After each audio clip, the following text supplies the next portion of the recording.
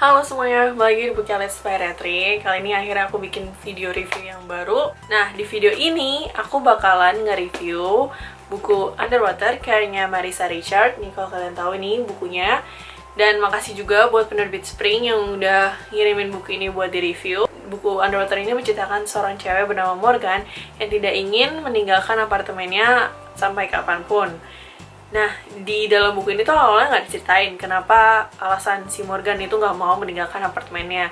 Jadi untuk berapa 100 atau 150 hampir udah halfway itu kita masih dibikin kepo sebenarnya kenapa sih Morgan itu nggak mau meninggalkan apartemennya sampai udah 200 halaman pas kita udah di-reveal semuanya kita jadi tahu.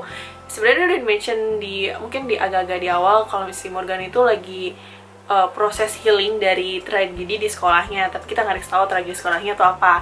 Cuman ya dari awal-awal buku mungkin kalian beberapa pembaca juga udah bisa nebak tragedinya itu apa.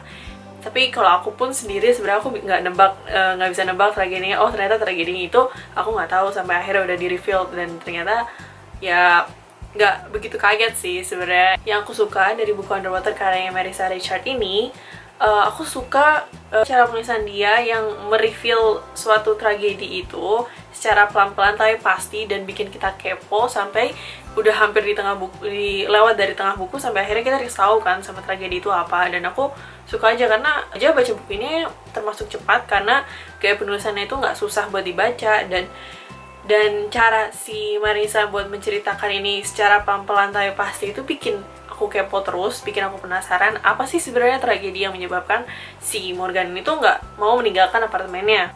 Terus juga aku suka banget sama Morgan yang pelan-pelan berusaha untuk recover dari tragedi itu dan dia berusaha ingin buat sembuh, ingin buat keluar dari apartemennya walaupun si Marissa juga cara nulisnya tuh dia benar-benar kayak nyedit strugglingnya si Morgan dalam berusaha untuk recover itu tuh emang sulit banget. Kayak kita bisa ngerasain gimana si Morgan tuh sulit untuk berusaha untuk sembuh dari PTSD-nya ini kan. Aku suka dari sisinya Morgan karena dia pengen sembuh ini bukan karena dari dirinya sendiri aja, tapi dibantu sama orang tuanya dan adiknya juga, dari mamanya, dari adiknya si Ben, dan juga tetangga barunya yang bernama Evan, dan itu kayak little crush-nya si Morgan gitu.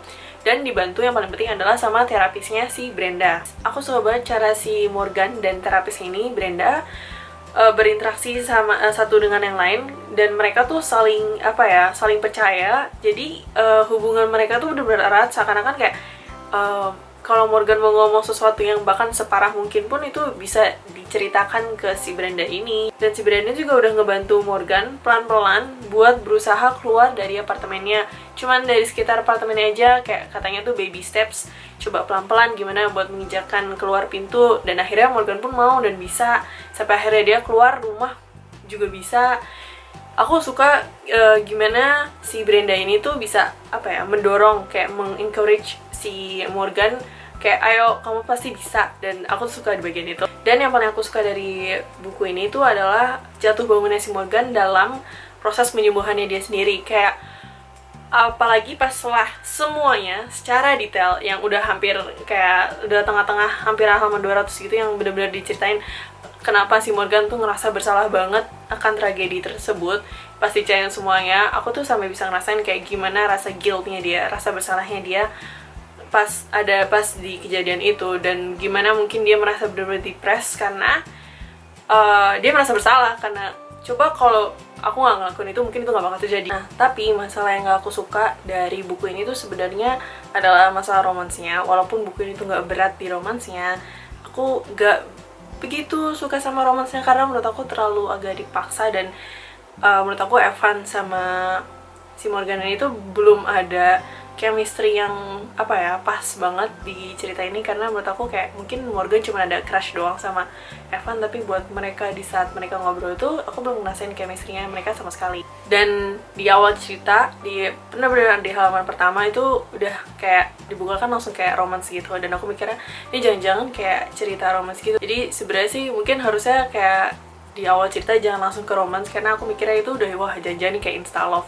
Jadi itu cuma masalah kontranya aku dengan buku ini, makanya kenapa aku kasih ini 4 bintang. Dan itu novelnya cukup bagus dan jadi eye opening buat kalian semua yang ingin mengerti sedikit tentang PTSD, dan itu bisa digambarkan di dalam buku ini.